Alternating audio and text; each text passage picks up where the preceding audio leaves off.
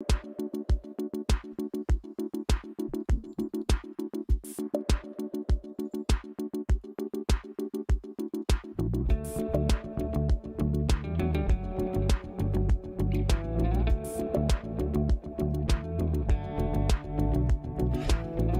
hello. Long time no see, everyone.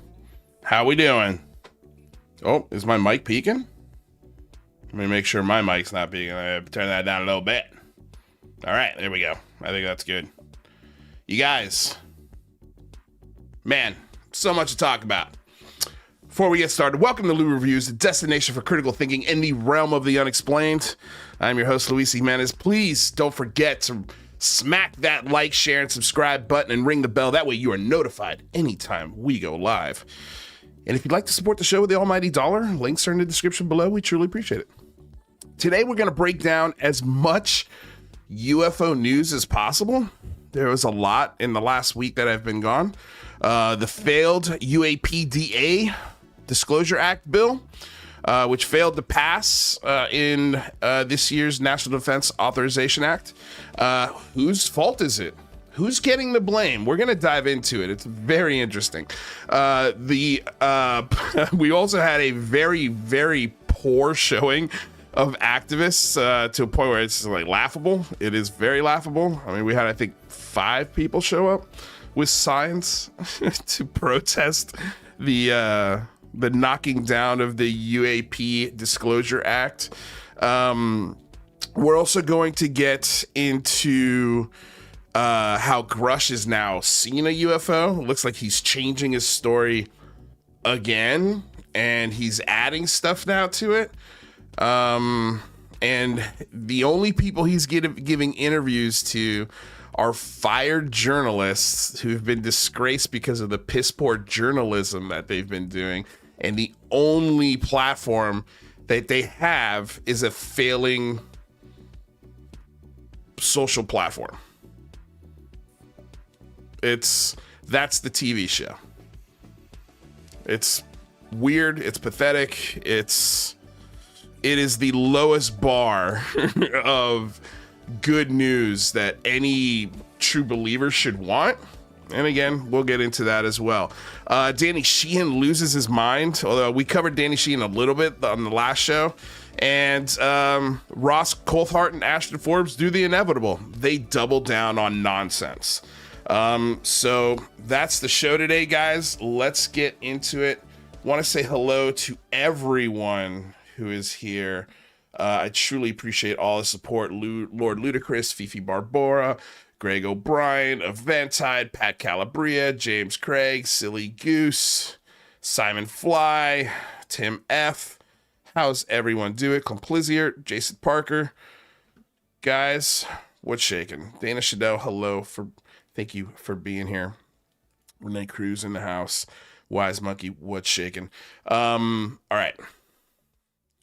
So let's get into this, shall we? Let's go ahead and switch up to the old Lou Review setup and do that so that way we have sound. All right, so I think again, you guys know how I do it, but I usually am bookmarking things.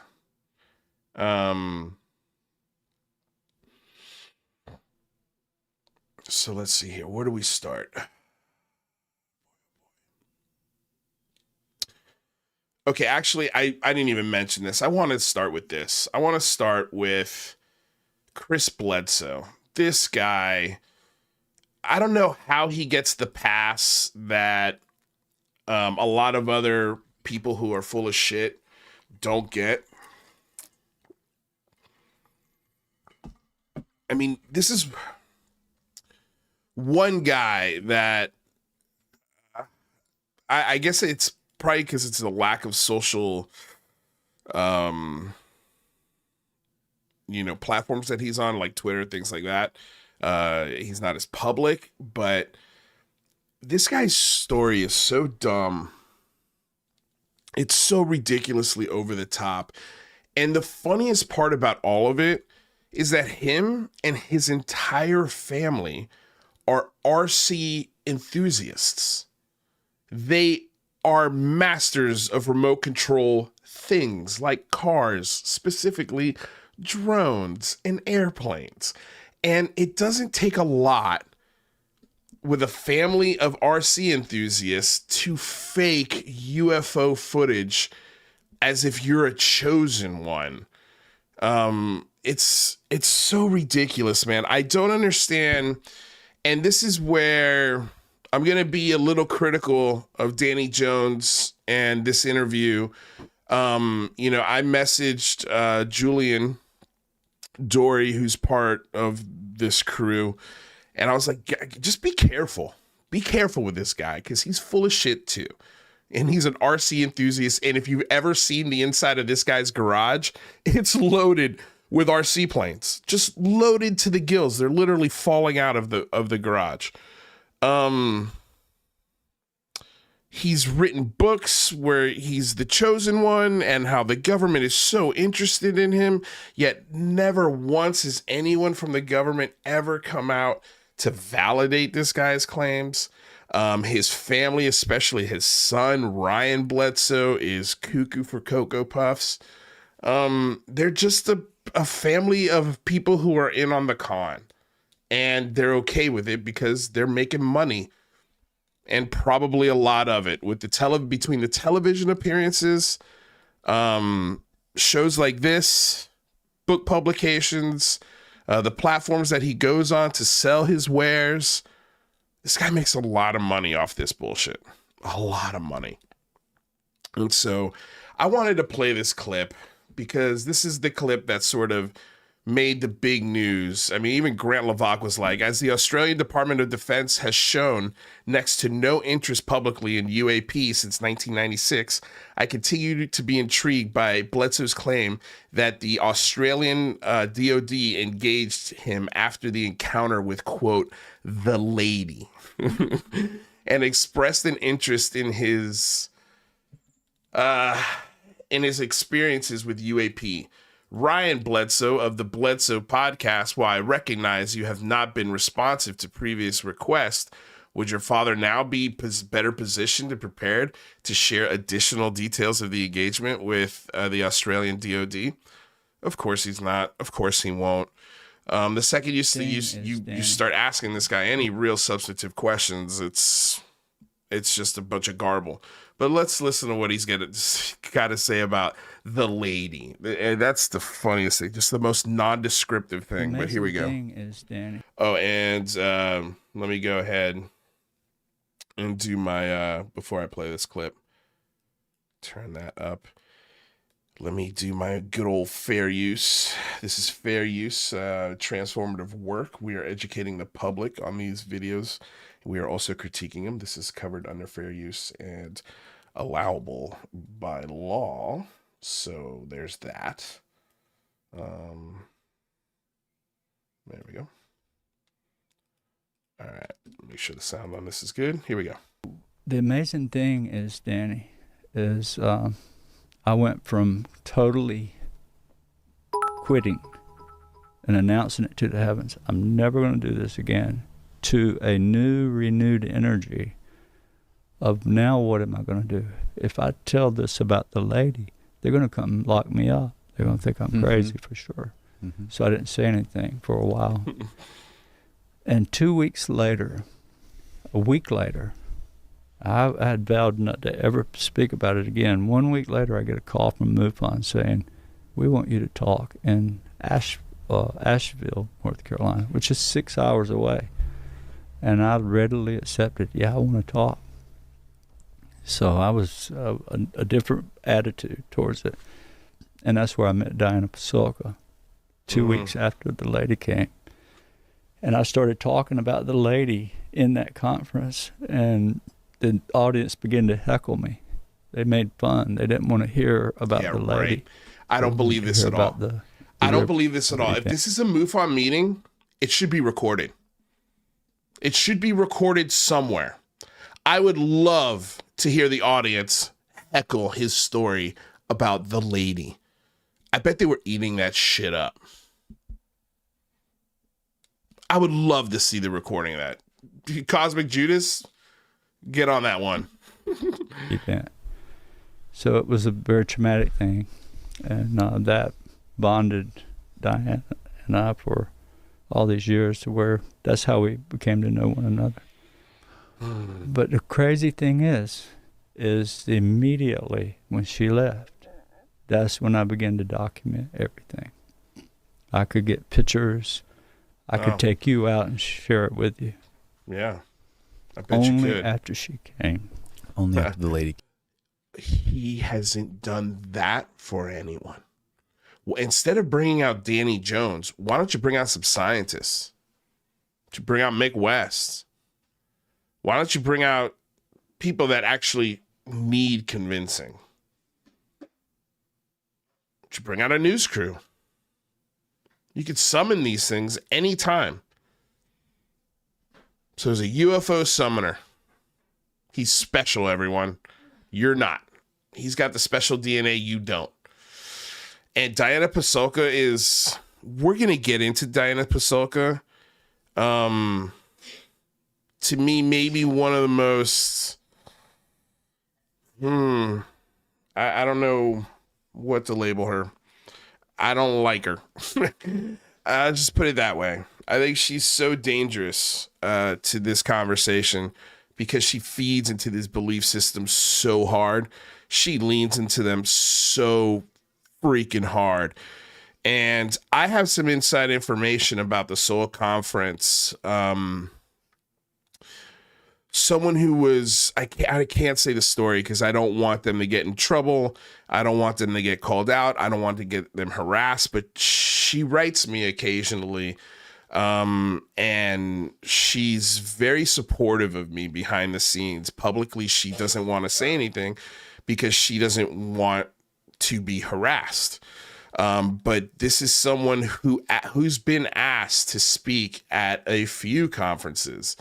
And man, like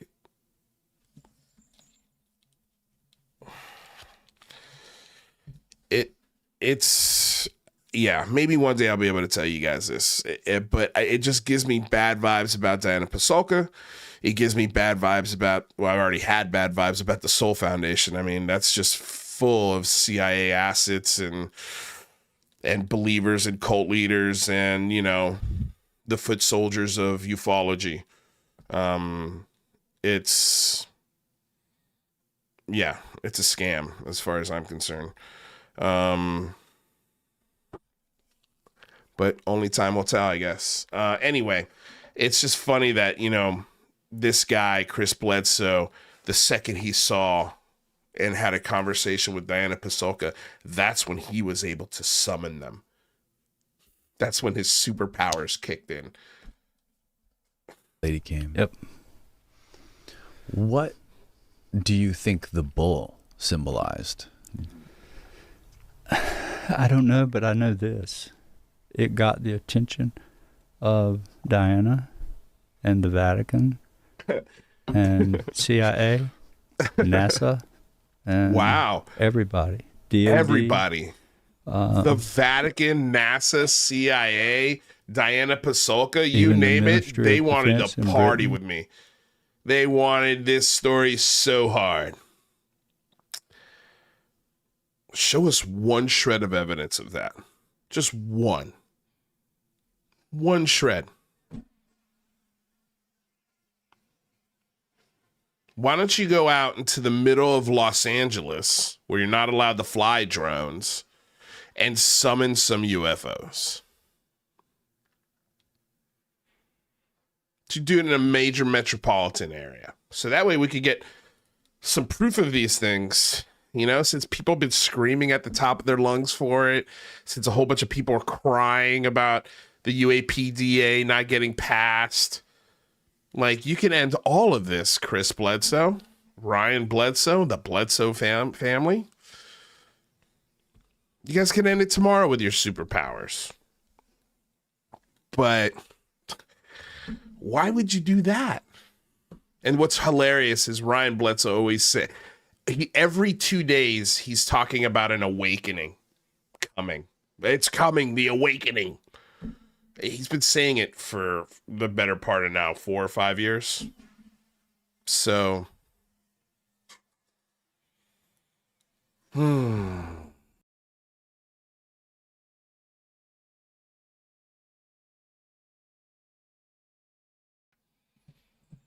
All right. Let's see what else he's got to say. Australia, all these people, they wanted to know about the lady immediately. Let me tell you.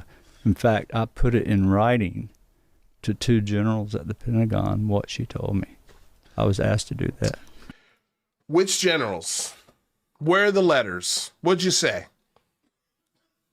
Like, these are the questions Danny should be asking. Like, this is just blind acceptance of this stuff. And then what's hilarious is if you do ask those questions, you're the one who gets in trouble.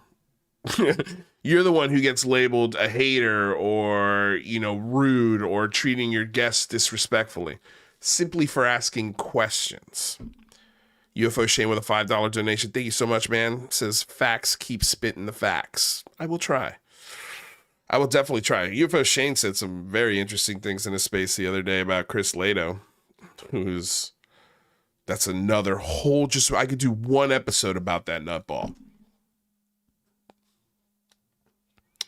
He's absolutely lost his shit.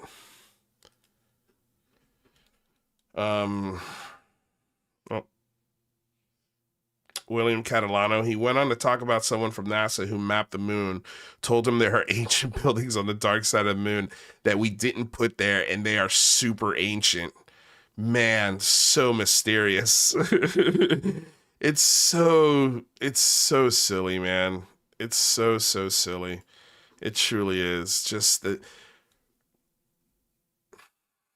the bar, the standard that this community sets for itself with these kinds of interviews is incredible. And so, yeah, so Chris Lato, just speaking of him real quick, he doubled down. So just real quickly, because I know I said I'd never mention Ashton Forbes ever again on the show. But this last week was epically wonderful when it comes to Ashton Forbes. So someone found a stock image of the clouds that they used in the video for the MH370 teleportal UFO fake footage. And it was, the concrete evidence was so plain. It was so obvious that even Kim.com said, okay, I'm going to give the guy who put out this information the $100,000 reward, to which he denied, because he's like, I just got lucky. I found it. I didn't actually create this image. It wasn't me who put it out there. So I just got lucky to find it within this, thousands of files of stock images. Everyone on the internet was like, oh shit, that's it. It's over. It's hilarious that it went this far. We've been saying for over a month that video was bogus. The second I saw it, I knew it was bullshit. And so even Ashton Forbes, for I think it was one tweet, since Kim.com had done a 180 and said, okay, that's the proof I needed. This has been debunked. The footage is fake. 100% fake. Ashton had to concede, and it was amazing. It was hilarious.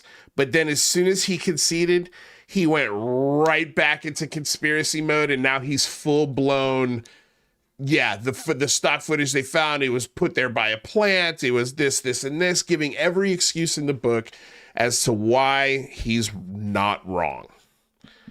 And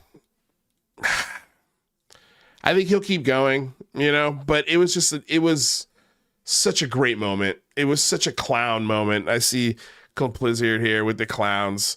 It's just perfect. because that's what he is, an absolute clown. And anyone who was like, oh, what if? Have an open mind. Let's have a 12-hour space about it. Let's talk about fake footage for 12 hours because we don't want to set a higher bar of evidence, because we don't want to challenge the absolute batshit crazy claims that are being put out there by people. We'd much rather philosophize on them and think about them openly than actually question the shit out of them. And that's the difference between me and the standard believer that sits in those spaces for 12 hours. Like, you're not using any sort of discernment. All your mind is so open that your brains are falling out. I know, because it happened to me. And I'm trying to warn you for the last year, you guys, since we got to a peek at how the sausage is made. Now we see who the new foot soldiers are for this sausage factory. Just be careful. Be careful. I'm telling you, this is a world of disappointment. And all of the things that are happening are trending that I'm right. I've been right for the last year now. So, hey, do whatever you want to do. Let's see here. So let's get into, man, I don't even want to talk to about Danny Sheehan. He's just lost his shit. He's a cult member. Let's talk about this right here. Let's talk about good old Ross Coulthart and his doubling down. His doubling down. The guy is holding the secret. He's literally gatekeeping the secret to UFO disclosure. He's gatekeeping everything that you want to hear. He knows where the craft's so big, a craft that crashed so large that they couldn't move it, so they built an entire facility around it. And nobody knows where it is. Nobody's heard of it. The thousands of construction workers and people who worked on this building, the rental equipment, all of the trucks and shovels and like just the cranes, things that you would need to build such a structure in pure secret. At the fastest, it would take a year to put up something like that. And it's in a remote area. So this guy knows where that is. This guy knows where that is. And he keeps coming out and bitching and complaining about defense contractors giving money to lawmakers, which is a very average thing in American politics. Almost every single, especially if they sit on a security committee, takes dollars from military contractors because they want those contracts, baby.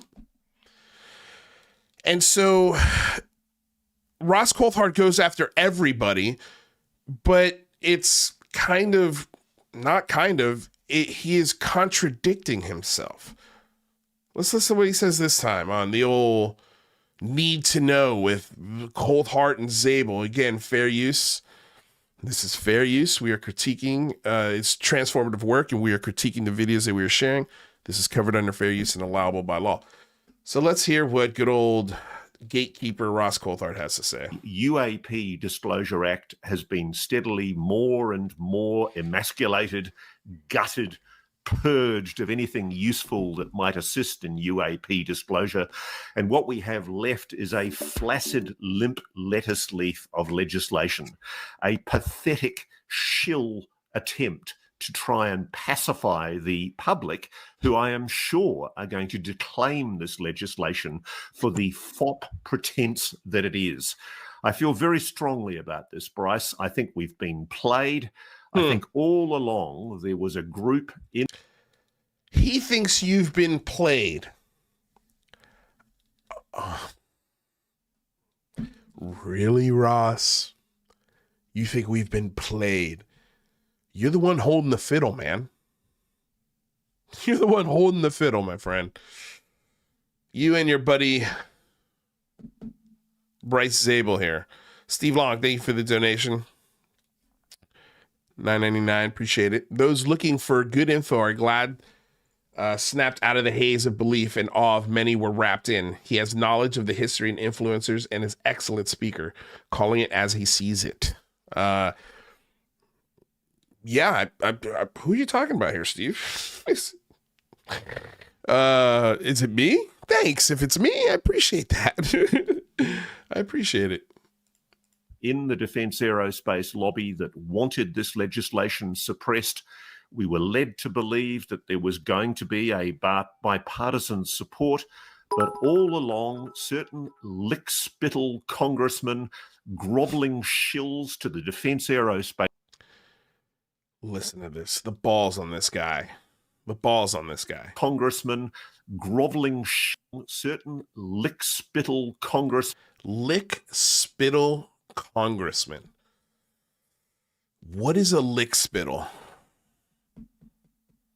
Ross Coulthart. It sounds very chappy. It is funny. A lick-spittle. Man, to call somebody a lick-spittle. It's original. And it is funny. It's a funny set of words. Congressman, grovelling shills to the defence aerospace industry were only too happy to stick their craven tongues in various orifices of the defence aerospace. So now Ross Coulthart is getting graphic. I just think it's a decision to allow the subversion of public orifices of the defence to the defence aerospace industry. Were only too happy to stick their craven tongues in various orifices of the defence aerospace industry and essentially allow themselves to be manipulated to allow the subversion of public accountability for this issue.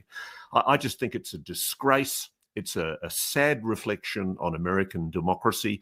We can talk about what we've got left in the legislation that is going to go to the vote, but frankly, it's a pale shadow of what could have been. So Ross Coulthart just eloquently said that these lawmakers are sticking their tongues up the front of the defense industry. This is a guy who has his tongue up the orifice of the military industrial complex, Lou Elizondo, Christopher Mellon, Gary Nolan, and News Nation, and Tim Burchett. As far up, he's so far up there in the orifices with his silky Australian tongue that they're practically puppets for him.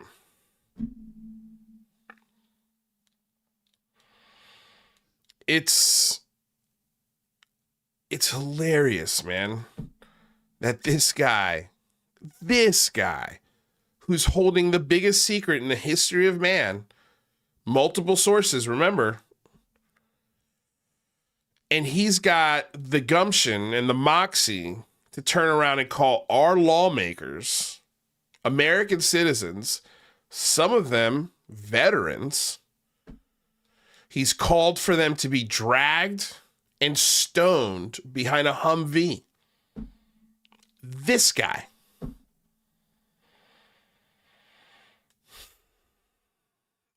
For doing the exact same thing that he is doing.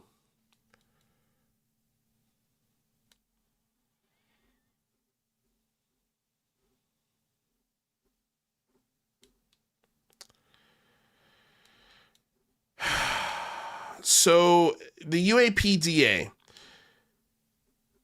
here's the most hilarious thing about this thing. And I guess we should, and this will go to show you Chuck Schumer's original post about, I guess we'll listen to this. This is 7 minutes about Chuck Schumer talking about why the UAPDA failed. And it's got 1.5 thousand likes, has been viewed 117,000 times, and is being retweeted 462 times. Nobody cares. Nobody cares. And I find it fucking odd and hilarious at the same time that people like Matt Ford and the Good Propaganda Show have been screaming at the top of their lungs at Mike Turner and all these, and the three Mikes and the guy from Kentucky, I'm forgetting his name, Mitch McConnell, and how they killed the UAPDA. But why is nobody except me asking, well, where were Senator Gillibrand, Rubio, Gallego? Where were they? Why have they gone silent on your precious UAP Disclosure Act bill? 2 years ago, they were co-sponsoring these bills. This year, crickets. At a time that, according to you guys, was the most important time in this legislative process's history so far. Why didn't Senator Gillibrand come out and say, hey, we need to pass this? This is important. Why didn't Rubio do that? Why isn't Gallego championing for it? Or Mike Gallagher? Or all the other popularity contest guys that were there last year, but for some reason this year, they've disappeared. Earlier in the year, we had Senator Gillibrand saying, oh, we're going to get to the bottom of it at a town hall. This was your shot. And again, like it really wasn't. The bill would have set back transparency and disclosure for at least 25 years. At least. You should be happy that this bill didn't pass. Honestly. It's better that you go again next year and, like Jeremy McGowan said, put more specificity in it. Put more terms on it and limits.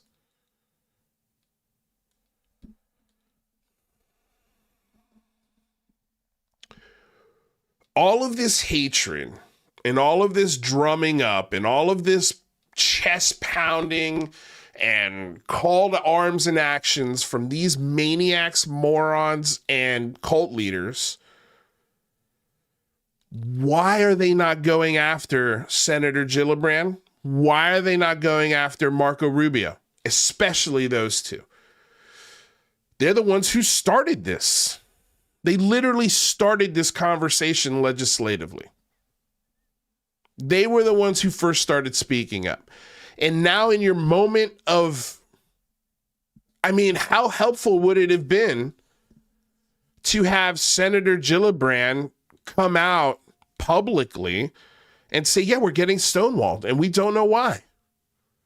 We don't know why they're trying to stonewall this legislation. I'm very confused by it because this legislation, according to them, brings in more transparency. It brings in more accountability, even though it didn't. But this was an opportunity to go on CNN, to go on Fox News, to talk about the importance of this bill and why it should be included in the National Defense Authorization Act. Why did they go silent? Why did they not champion this? I am genuinely curious. What happened? What happened, Matt Ford? And why aren't you calling for them to be yelled at? Did somebody tell you not to do that? Because it doesn't make any sense. Mike Gallagher or Mike, whichever Mike killed this bill, the head of the Senate Armed Services Committee,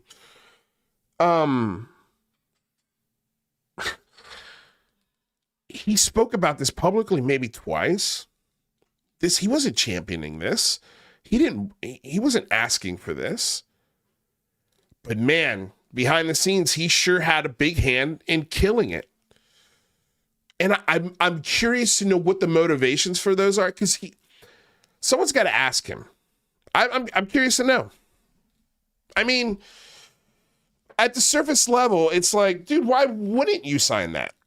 Like, I thought it was going to pass. I genuinely thought that this bill was going to pass as is. I wasn't concerned that senators were actually going to read that part of the bill and have a problem with it. And now, to me, I feel like there's only two reasons why they would have a problem with it. Number one, it's a conspiracy on the deepest level, and they're trying to keep the alien secrets away from you. Okay, that's possibility number one. Possibility number two is that this legislation weakens national security. And this legislation actually makes us more vulnerable to our enemies gaining information, and it leads us more vulnerable to having catastrophic, mind-bending embarrassment in a person like David Grusch. You pass a bill like this, you get more David Grusches. Guys with no evidence just saying shit and changing the story. And for some reason, not going to any credible news organizations with his bullshit. I was leaning toward David Grusch was just misunderstanding the information he was looking at. He genuinely believes. I think now he's just full of shit. In my humble opinion, I think he's lying. And I have no problem saying that now. The behavior in which he displays, the way he talks about this greatest secret of all time, nothing matches, nothing tracks as honest, nothing makes sense. You could go on Tucker Carlson, a failed, disgraced, homophobic journalist, to tell your UFO story, and the community takes that as, yeah, go get him, Dave. You're the man, Dave. We love you, Dave. Put aside all of your morals. Who cares what platform it is? Who cares who's interviewing him? Who cares if that's the only guy he seems to want to go to? It's weird. It's so weird. I see my friend Senator Rounds is on the floor and ask him to engage in a colloquy on an important set of provisions in the NDAA that deals with transparency, trust, and government oversight. The Unidentified Anomalous Phenomena Disclosure Act that he and I co-sponsored, and portions of which we will pass in the NDAA. I say to my friend that unidentified unanimous phenomena are of immense interest and curiosity to the American people. But with that curiosity comes the risk for confusion, disinformation, and mistrust. That, to me, was very interesting. Confusion, misinformation, and distrust comes with UFOs. Or the unanimous anomalous phenomena, as he calls it. Also keep in mind, Senator Chuck Schumer does not sit on any security committees. He doesn't sit on any committees. So he doesn't have access to this classified information. He does not.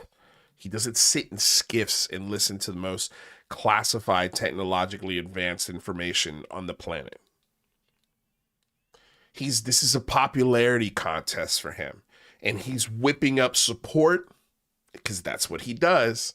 He whips up support and drums up voters. So when he needs something done, he's going to say to all my UFO people out there who I have championed and fought for, we need you now to help us pass more aid for Ukraine. Just saying. I'm not saying that's what he's going to do, but just using that as an example. Or to support whatever. Insert thing here. he's using you. But at the same time, he's also telling you, like, there's a lot of bullshit with this discussion. Especially if the government isn't prepared to be transparent.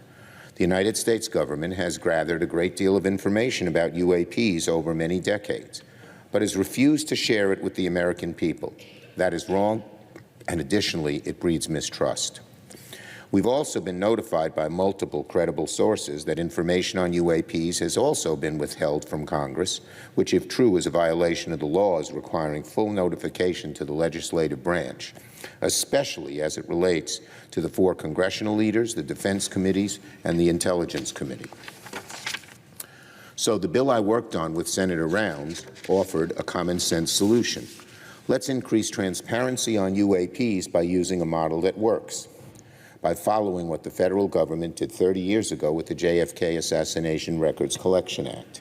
They established a presidentially appointed board to review and release these records, and it was a huge success. We should do the same here with UAPs. Senator from South Dakota, I yield. Thank you, and I thank my colleague, the Democrat leader, for the opportunity to speak to this particular issue today. This is an issue that I think has caught the attention of the American people, and most certainly the lack of transparency on the matter, which is of real interest to a lot of the folks that have watched from the outside.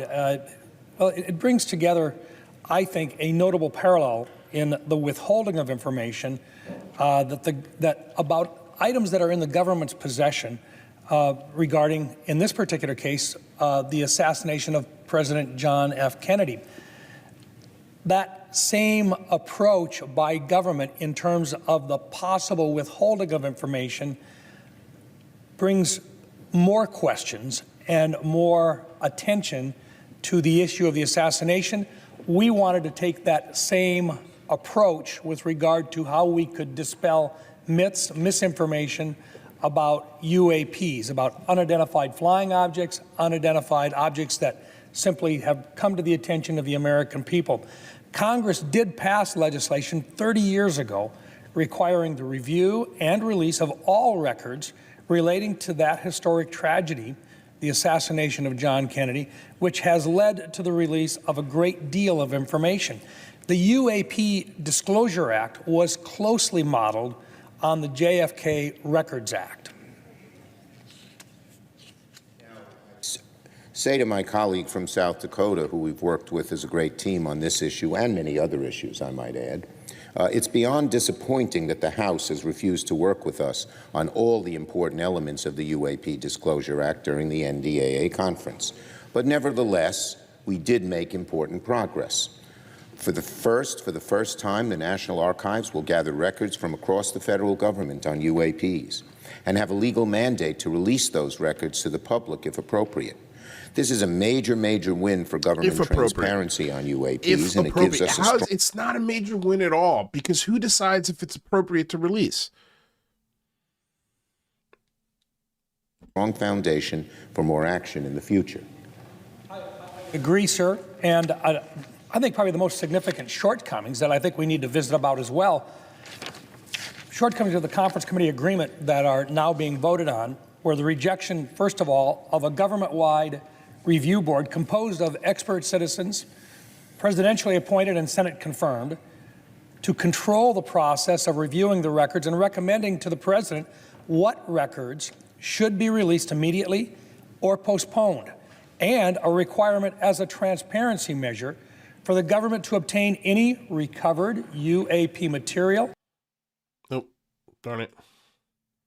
I think probably the most, but nevertheless, agree, sir, were the rejection, first of all, of a government-wide review board composed of expert citizens, presidentially appointed and Senate confirmed, to control the process of reviewing the records and recommending to the president what records should be released immediately or postponed, and a requirement as a transparency measure for the government to obtain any recovered UAP material or biological remains that may have been provided to private entities in the past and thereby hidden from Congress and the American people.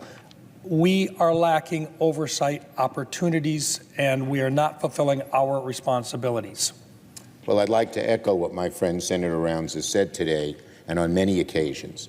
It's essential we keep working on our proposal to create an independent presidentially appointed review board that can oversee UAP classified records and create a system for releasing them where appropriate to the public.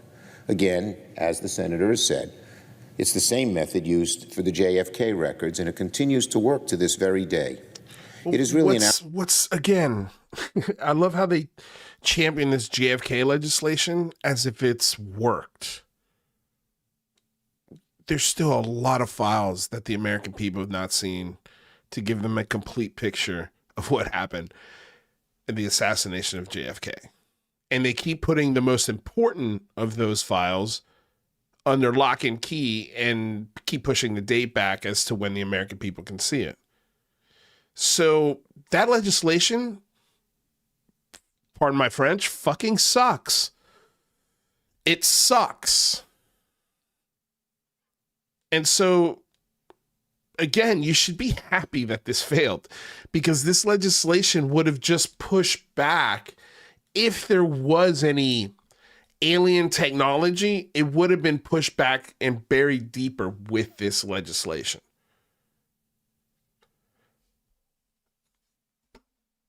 an outrage the House didn't work with us on adopting our proposal for a review board, which, of course, by definition here is bipartisan in the Senate. Now it means that declassification of UAP records will be largely up to the same entities that have blocked, obfuscated their disclosure for decades. We will keep working. I want to assure the American people, Senator Rounds and I will keep working to change the status quo. And before I yield finally to him, I'd like to just acknowledge my dear friend, the late Harry Reid, a mentor who cared about this issue a great deal. So he's looking down and smiling on us, but he's also importuning us to get the rest of this done, which we will do everything we can to make happen. I agree with my friend and colleague. To those who think that the Citizen Review Board that would have been created in our UAP Disclosure Act, that it would be unprecedented and somehow would go too far, we note that the proposed review board was very closely modeled on the review board established in the JFK Assassination Records Act of 1992, which has successfully guided the release of records to the American public on another very sensitive matter of high interest to the American people. And it does one more thing that we really need to recognize, and that is that there is, we believe, information and data that has been collected by more than just the Department of Defense, but by other agencies of the federal government as well. And by allowing for an outside independent collection of these records, we can make progress in terms of dispelling myths and providing accurate information to the American people. Again, I thank my colleague and pledge to work with him and other bipartisan colleagues in the future to build upon what we've achieved in the conference report. We encourage our colleagues to join us in the further investigation of this issue and in advancing legislation that will complete what we have accomplished in this NDAA. And they didn't. Again, where was Rubio? Where was Gillibrand? Where was Gallego? Where were they? Where were they? Where were they? Oh yeah, probably dealing with real world issues because they're sick and tired of seeing this outside of their office. And they're tired of this calling their offices. Maybe that's why Rubio and Gallego and Gallagher and Gillibrand all stopped talking about this. Because of this. There was 6 people that showed up to Washington, D.C. to hold up signs.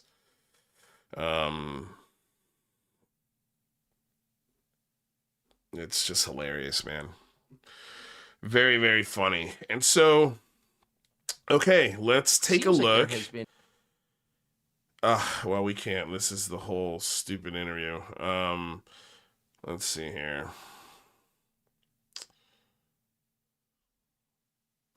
Just love that Dave Grusch is upset. Dave Grusch very upset that this legislation didn't pass. Poor guy. Yeah, let's listen to it here.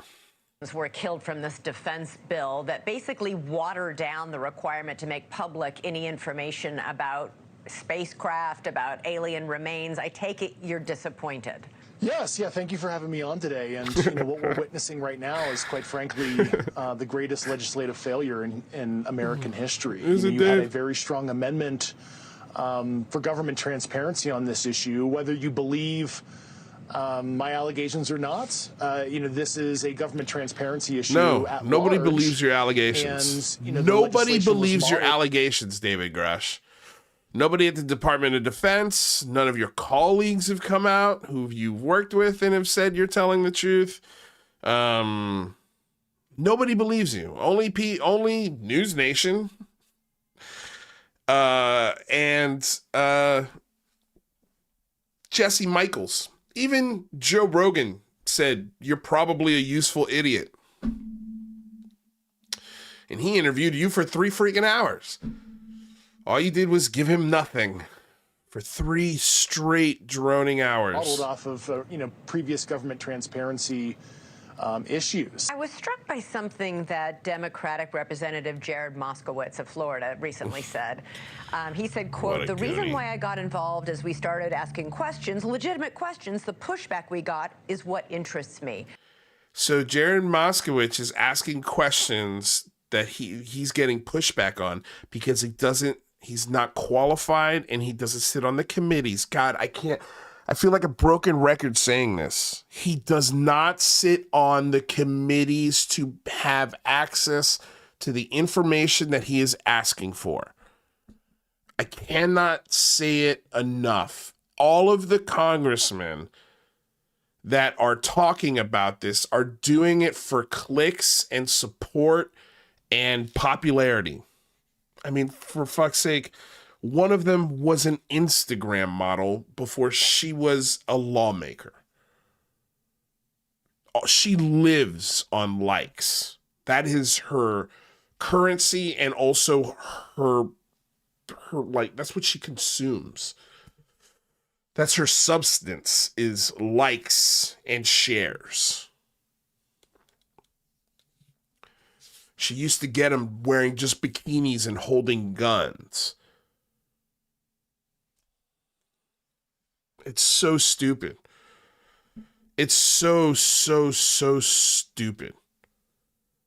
And it's like, I think Stephen Greenstreet had made this comparison. It's like going to the Taylor Swift concert without a ticket and inquiring about getting in and getting your ass thrown out when you try to hop the gate. You don't have a ticket to get into this show, pal. None of you do. And Dave Grusch, let's keep reminding everyone this, he retired. He was not fired. He was not thrown out. He was not forced to quit. His career was not ruined. He fucking retired. He retired. It's so important because he keeps putting this out there. My career was ruined. No, it wasn't. You've said yourself you retired under your own accord. He said that in Rogan. He said, every time we pulled the thread and we stumbled on something, it seemed we would get stonewalled. In other words, if there's nothing to hide, why is everybody putting up such an effort to stonewall and keep things secret and say you can't be privy to that information? 100%. And Representative Nancy Mace, requested through the Office of Secretary of Defense front office in early August to get me cleared to, brief at the Special Access Program level to the House Armed Services Committee. And as of this taping right now, I still have not been approved for access to even. He hasn't been approved for access because he's now considered a security risk because the things he's saying are not true. He can no longer get security access to tell his stories because they're not true and they're causing havoc within the intelligence community. even talked to the Armed Services Committee, even though Representative Mace, her staff, and other members, such as Matt Gaetz and others, have advocated for me to, get those one-time clearances, since I am no longer read into some of those programs, and the Pentagon has sat on it. I wonder why. Maybe because Matt Gaetz is a maniac. Matt Gaetz got kicked off of one of the committees he sat on, because it's possible that Matt Gaetz pays whatever. I don't even want to say it because I don't even know if I could say it on YouTube. Like, the people that Dave Grusch is surrounding himself with are not just questionable, they're liabilities. Like, they're liabilities. If you care about the discussion, these are not the people you want to be the champions of it. It's just not. These are the people you want farthest away from this discussion.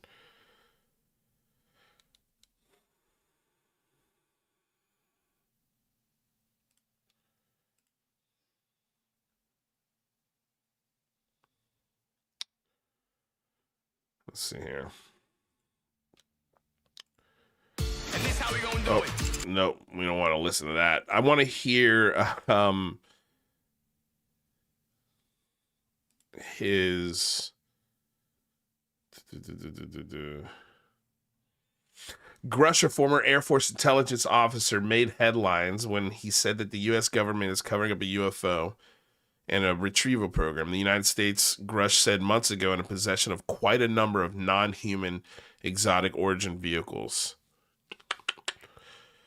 He said 9.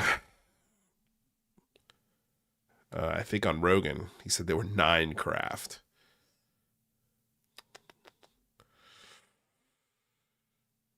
Yeah, it was something where he changed here, where he now sees the UFOs. He now sees them. I thought it was totally nuts, and I thought at first I was being deceived. It was a ruse. People started confiding in me. They approached me. I have plenty of current and former senior intelligence officers that came to me, many of which I knew almost my whole career, that confided in me they were a part of a program. They named the program. I've never heard of it. He'd never heard of the program, but now the whole world has, because not only did that interview put Grusch on the map, it put him in the hot seat on Capitol Hill. Grusch testified in front of Congress alongside 2 other military veterans, all 3 telling lawmakers and the public what they knew about unidentified anomalous phenomenon, UAPs, which is the new word for UFOs. What he says our government knows about them. Do you believe that our government is in possession of UAPs? Absolutely, based on interviewing over 40 witnesses over 4 years. And where? I know the exact locations, and those locations were provided to the Inspector General, and some of which to the intelligence committees. I actually had the people with the firsthand knowledge provide a protected disclosure to the Inspector General. Grusch is no publicity hound. Since that day, he's remained protective over those sources and very respectful of security obligations, only giving a handful of interviews on the subject. But tonight I sat down with him. Only a handful of interviews, 2 failed journalists and maniacs and YouTubers. Just hilarious. For a wide-ranging conversation. We started with the latest news that key portions of an unprecedented measure to disclose classified government records relating to UAPs, those measures were stripped from the annual defense spending bill. It was not the news Grusch was hoping for.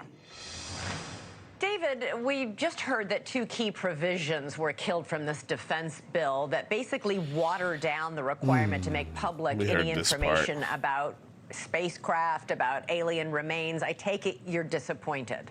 Yes, thank you for having me on today. And, what we're witnessing right now is, quite frankly, the greatest legislative failure in American history. You had a very strong amendment. The greatest legislative failure. So when we tried to pass the civil rights, it failed. This is bigger than that. This is a bigger failure than that.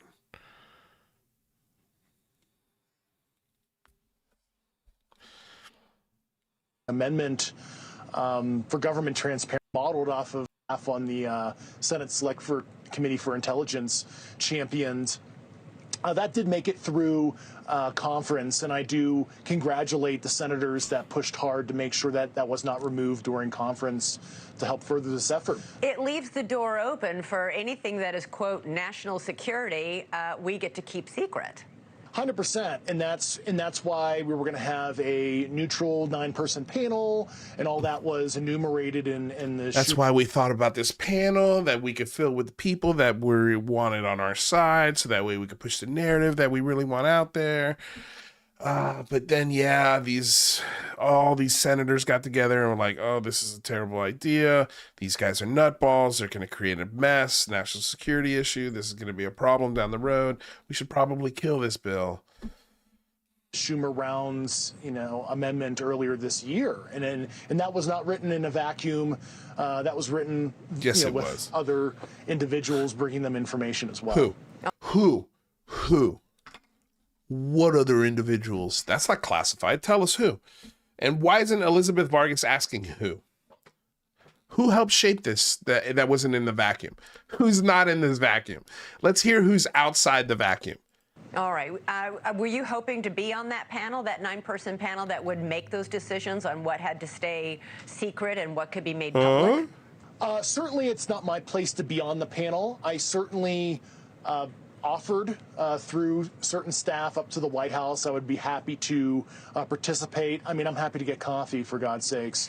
But you do know I was actually behind the scenes interviewing former undersecretaries, former general officers, Nobel laureate type folks that would fill those specific billets on the URRB, which is the disclosure panel that was described in the Schumer amendment. Oh my so God. there are certainly people of high repute that were willing to serve on that panel to do their And I was best getting the to provide coffee? the president a recommendation on what he should disclose. And now that the panel is not signed Who's on into the public panel? law on the legislative branch side, I mean, we need to advocate for the executive branch, the Office of the President, through executive action, to instate such a body to advise him on the best course of action now that Congress has failed to legislate appropriately. And So now they're going to go to the president. They're going straight to the top. Thank you for proposing that legislation. I'm glad you got some provisions passed, but folks in the House, I mean, total failure. It's one of the biggest failures probably in the history of Congress. Yeah, I disagree. I strongly disagree. Yeah, so Stephen Greenstreet says UFO whistleblower David Grusch previously said he had no firsthand knowledge of aliens flying around Earth, basing his testimony on info from third parties. Now that the limelight has faded and his 15 minutes of fame has expired, he's claiming he actually does have firsthand knowledge of the space ghosts. Grusch still has not provided one single shred of evidence to support any of his wacky claims. And it's absolutely true. It's absolutely true. He is still yet to provide one shred of evidence. This is really good. Jeff Knox had retweeted this, and it was posted by Sapich Cool at No Followers SVP on Twitter. Ufology in a nutshell. Classified evidence I never saw and never will. It's aliens. The government is lying equals aliens. Any testimony from any crackhead equals truth equals aliens. Congress equals truth equals aliens. Under oath equals truth equals aliens. ICIG equals truth equals aliens. Urgent equals truth equals aliens. Credible, truth, aliens. Skiff, truth, aliens. Proposed amendment, proof of aliens. NHI wording in a bill, aliens are here. Gutted amendment, proof of aliens. Politicians fighting for amendment, proof of aliens.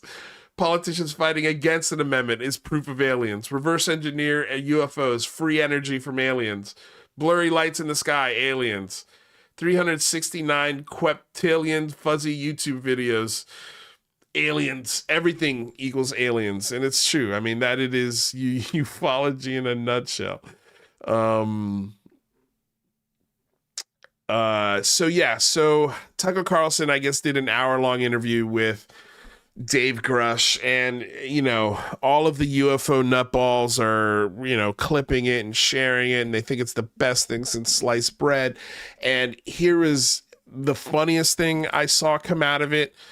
You had your first of all, this is just classic. Matt Ford and Joe Murgia met in a diner in Vegas. And this guy only has one shirt. I swear to God, he only has one shirt, and it is this one. It is insane. So this was a message that was put out by Democratic Political Action Committee creator, advocate, and Joe Biden champion. He will forget. Listen to what he writes here to his Democratic friends. Forget, in capital letters, forget this is Tucker Carlson, and just listen to the message from Pentagon whistleblower David Grusch. It's important. So that's ufology in a nutshell right there. That's it. It's let's forget your principles and replace those principles with a new God. UFOs.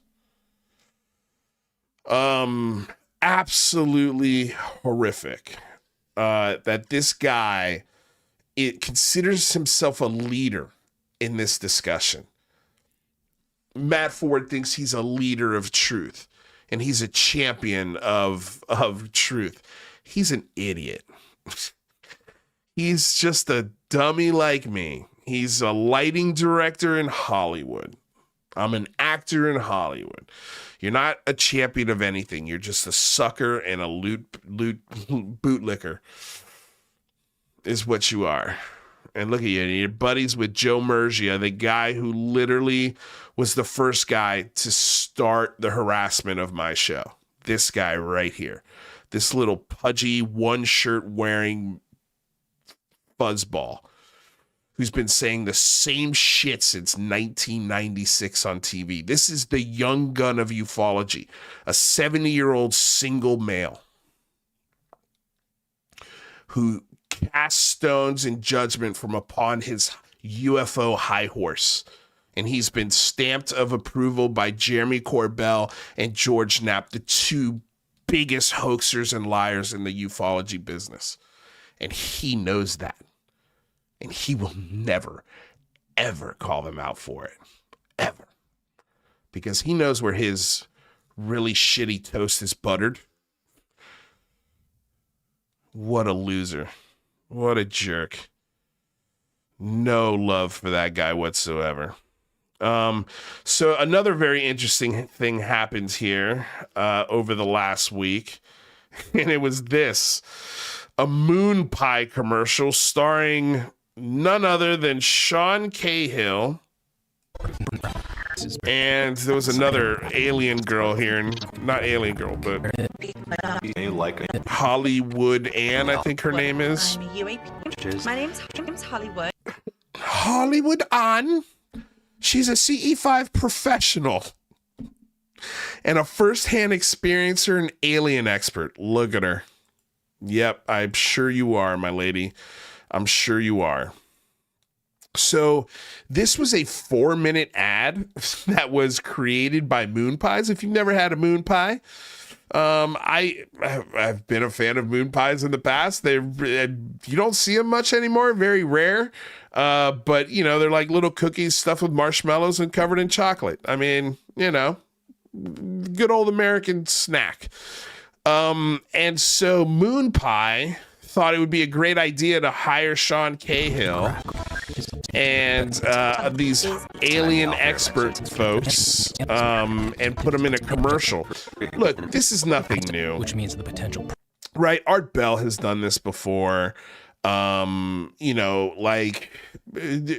Companies, look, Tic Tac sent me Tic Tac sent to space when the whole Tic Tac conversation was happening. I had no problems with companies making marketing campaigns to sell things with topics that are in the zeitgeist. But here's what's I think ironic about this. Moon Pie is making this to sell snacks. That's all they're doing. That's all they're doing is selling snacks. Sean Cahill, this is like his validation. He gets a commercial with all of these hero shots. He's got a haircut. He looks really good.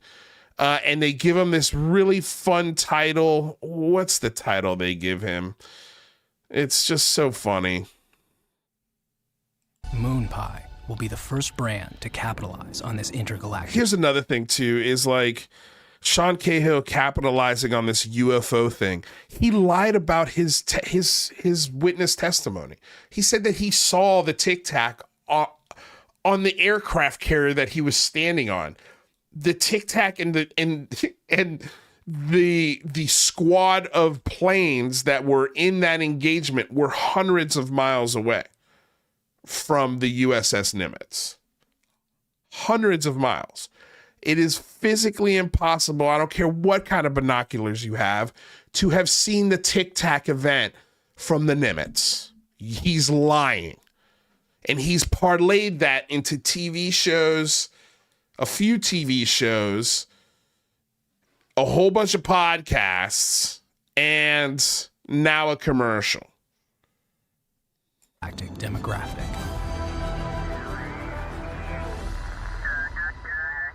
Tapping into new customer bases builds brand loyalty, and aliens, being more scientifically advanced, likely live much longer than humans, which means the potential profit from bagging this audience is exponential. Which is hilarious. But like any demographic, we have to understand where they hang out, what they like, and how we get their attention. So, we consulted the experts. My name is Daniel Oberhaus, and I'm the author of Extraterrestrial Languages. My name's Hollywood. I'm a UAP researcher. UAP researcher. Unidentified anomalous phenomena. My name's Sean. Sean Cahill, U.S. Navy Master Chief at Arms, retired. USS Tic Tac UAP eyewitness. Lie. Straight up lie. An alien expert. He's an alien expert. Sean Cahill's an alien expert. Everyone. Cahill. I'm a UAP disclosure activist. And a UAP disclosure activist. No, he's not. He hasn't done shit for UAP disclosure. Nothing. He hasn't helped write any legislation. He hasn't helped write anything for people to send in. He hasn't advocated for a fucking thing. Nothing. I had to drag him to do advocacy. I had to drag him to do it. So ridiculous. So in your experience with look at these hero shots. I mean, these are beautiful cinematic shots. And Sean was the only one who got invited to actually be on set along with the alien linguistic. Hollywood Ann didn't make it. I think that ticket was a little too expensive for the Moon Pie budget. Here's the thing. He didn't make a ton of money off this. This is a non-union commercial. This is an internet commercial. It's an internet campaign. This is not a national televised commercial. So he didn't make big buco bucks. They spent all of their money basically on production and probably getting Sean Cahill out to set. I'm assuming he made somewhere between $5,000 and $10,000 to make this spot. Maybe a little less than $5,000. Usually spots like this would pay like $2,500, but because Sean Cahill is an alien expert, and you can't just hire anybody to be an alien expert, I guess, even though you could, and you kind of did. So maybe that commands a little more money. But this is he's an actor now. He's got an acting notch on his resume. In the spirit of market research, we asked every question we could possibly want answered about this. He gets these really great hero shots and cinematic shots of him. UAP sightings binoculars. have become a global phenomena. Some species may like a more dry, arid climate like a desert. Water seems to be a clear place where they like to show themselves. Okay, I'm not going to show this whole thing because this is such a stupid commercial, but one of the things that I saw which was such a like, oh, we did it because, and this was Hollywood. I'm paraphrasing what she tweeted here, but she's like, you know, we did it because we know like it's going to open up the world to accepting this possibility a lot easier when it happens. And it's like, there's already enough in the zeitgeist. There's been enough movies, enough commercials, enough alien propaganda, enough conferences. The planet is more than ready to accept this as a reality. They don't need your moon pie commercial to do that. They don't need your expertise in a snack selling commercial to open up more people to be open to the idea of aliens visiting us. You don't need this commercial to do that. That's already there. People are already ready for this. They've been ready for this for, I'd say, a long time at this point. So that excuse or that reason as to why you did it, you're such a liar. Like, you did it because you get to be in a commercial with Sean Cahill and you get to be in a commercial for moon pies. And how exciting is that? And I'm not knocking you. Like, I'm sure it was fun. I'm sure it was a great experience to be asked to do something like that. And I'm happy that you had the opportunity. But don't turn around and say like, oh, you did it because you're advocating for more transparency and more, advocacy to get people caught up to this idea. Give me a break. You're just making a commercial selling marshmallow cookie pies. That's it.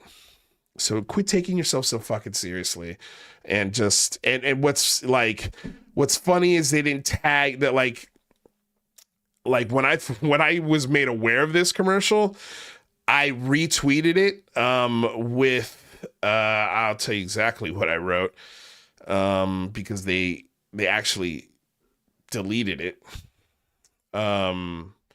So I wrote disclosure advocate in parentheses, a guy who manipulated people and lied about seeing UFOs hundreds of miles away through binoculars now sells moon pies. There you have it. This is what they want. Commercials, TV shows, movies, they don't care about truth. It doesn't pay anywhere near as well. And that's true. You don't see Mick West doing commercials like this, right? Like, where's his paycheck? All that money he's getting paid to be a skeptic. What's funny is I originally had retweeted that and MoonPie deleted the original post, which had thousands and thousands of hits. I retweeted that with that quote. They deleted it and then they put the commercial up again. And then I just retweeted it again with the exact same message. I was like, I don't know why they deleted it. It's funny. They didn't tag any of the people in the commercial, which is also funny. So it's just interesting. It was an interesting moment in ufology, but this is what Sean Cahill loves. This is what he really loves. He loves being the center of attention. He loves being this guy in the moon pie commercial. He loves being on CNN. He loves being the alien expert and the UFO expert and all that bullshit. He doesn't care. He does not care whatsoever. Let's see here.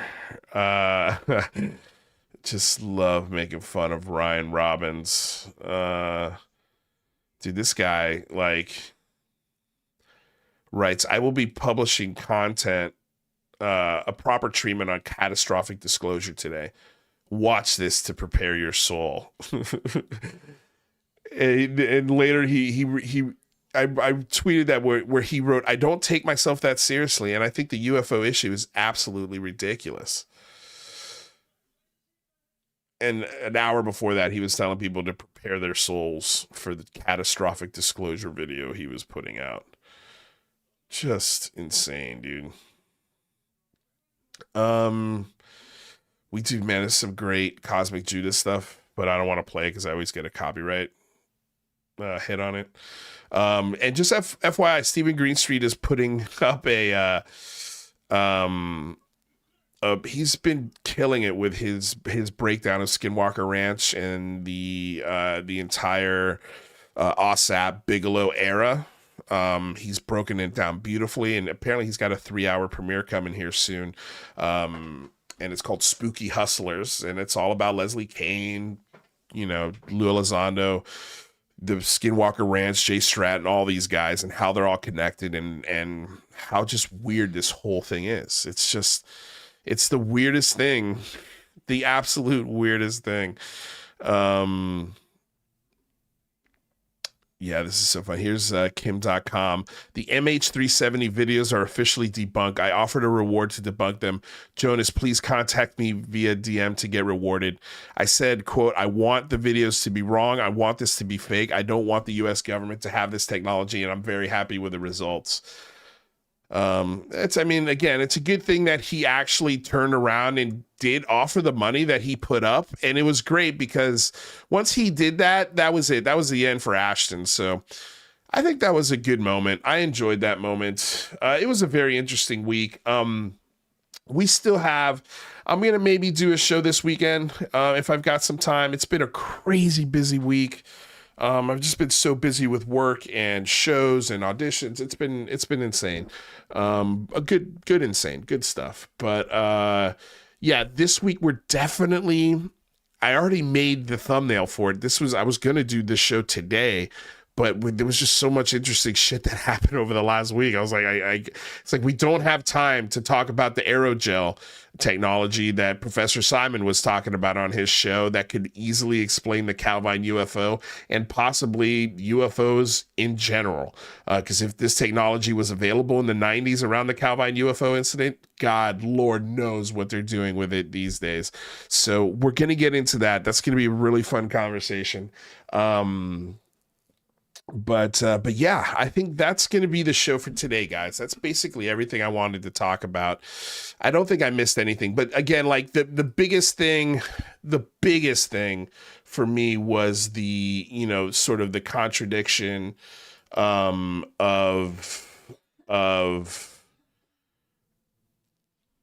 all of it, the contradiction of all of it, but particularly, you know, Matt Ford and all of these guys calling for, you know, the firing and removal of office of all of these lawmakers, yet they've got their crickets when it comes to, you know, all the other lawmakers that, you know, help hold this stuff up, or were completely silent on it.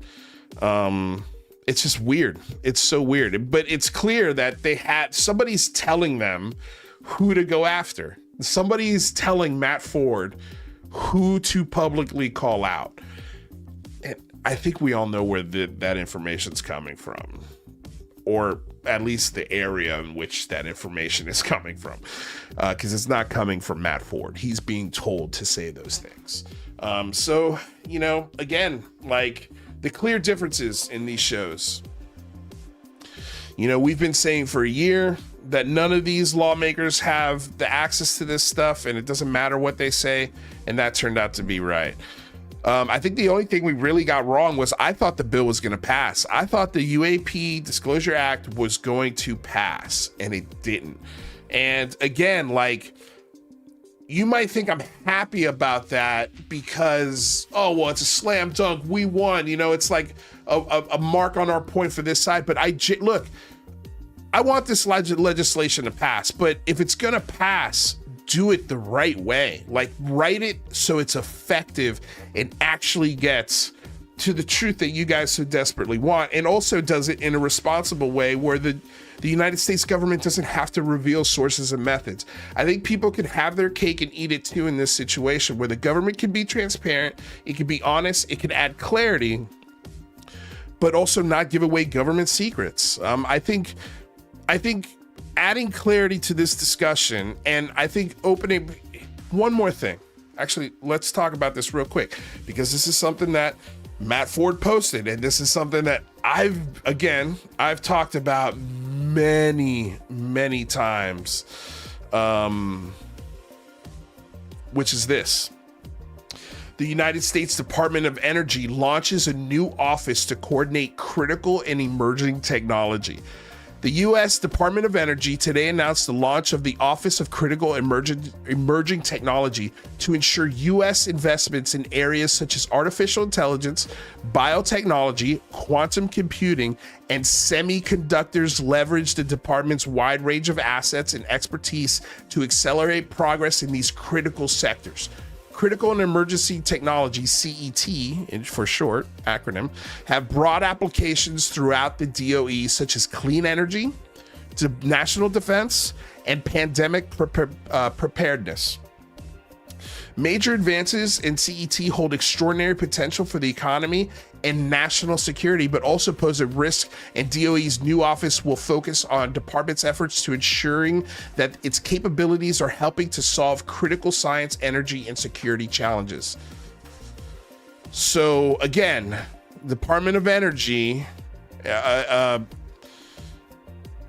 said a million times, all of the toys are sitting inside the DOE, especially when it comes to semiconductors. Like it's interesting. It's interesting. Clean energy. Yeah. Quantum computing, biotechnology, and semiconductors. Like, again, I've said a few times, we already have the clean technology. We already have it. It's sitting in our aircraft carriers or submarines. We have it. Now, how do we leverage that and implement that into the United States economy? It takes time. It takes some time. Because we can't just flip on a switch and show everybody that technology. Not unless you have something that's already replacing it anyway. That's even better. So, something to keep an eye on. Again, the Department of Energy, we were right. I think we've been right about the Department of Energy so far. We've been right about Lou Elizondo. We've been right about Ross Coulthart. We've been right about Gary Nolan. We've challenged Gary Nolan, and it's funny to think that an actor could somehow get the better of Gary Nolan to a point where he's calling our show like one of the reasons why they can't get shit done. My show? Like, come on. If your truth is so solid, you should be able to shut me up really quickly. And look, I've put this challenge at anyone out there. Matt Ford, Joe Murgia, anyone with a critical brain in their head. Gary Nolan, Ross Coulthart. I challenge any of them to come on this show and put me in my place. Tell me why I'm so wrong. Tell me how I'm making more money than you, Matt Ford. Tell me how this is way more profitable than what you're doing. They'll never accept those because they can't beat me in a debate on UFOs. The immunologist, the journalist, the UAP advocate, none of them can debate me on this topic. None of them can put me in my place. I challenge any of you. Any of you. Hit me up. You know how to find me. It's really, really... Jesse Michaels, you want to have a conversation on this, man? I'd love to talk to you. Would love it. Would love it. So there's my $100,000 challenge that doesn't have $100,000. Anyone want to come on this show and show me how stupid I am? You're more than welcome to. Again, you know how to find me. So that's it, guys. We're gonna get, again, we'll get into some aerogels. Just aerogel. We got to talk about it. So the next chance I get, we'll be doing that show. Other than that, you guys, I appreciate all of you out there. Renee Cruz, Archangel Reese, Zemgog, James Craig, Event Tide. Thank you for being a member of the channel. Really appreciate it. Oh, you know what? We also had a poll. Let's check out the poll. Because I'm interested to see what you guys. Oh, did the poll go away? Where's the poll?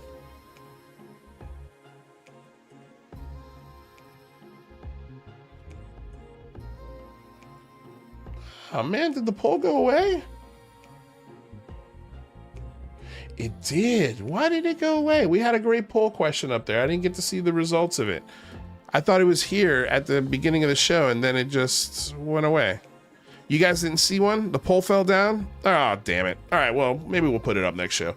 Anyway, I was interested to see what you guys thought. Who you thought that, who do you blame for the UAP Disclosure Act failing? Is it the three mics and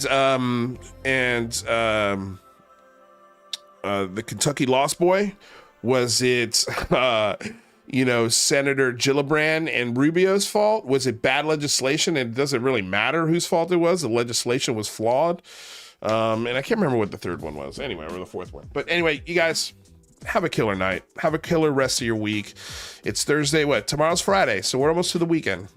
Please, before you get out of here, please don't forget to smack that like button, hit the share, subscribe to the show if you haven't already, and ring the bell. That way, when we do go live, you guys are notified. I know I don't have a schedule here.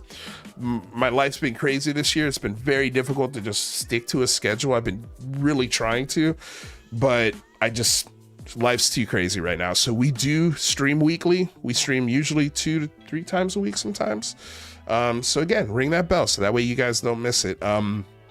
Thank you all who donated through Super Chat. I really appreciate the love and support. If you want to support this show on a monthly level, you can. Links are in the description below. We've also got YouTube memberships. All of that stuff is appreciated here. So thank you. Once again, thank you for embarking on this journey of discovery together. Stay curious, stay skeptical, and thank you for subscribing to Lou Reviews. Until next time, thank you for helping raise the bar. I love you all. Have a wonderful night. Peace.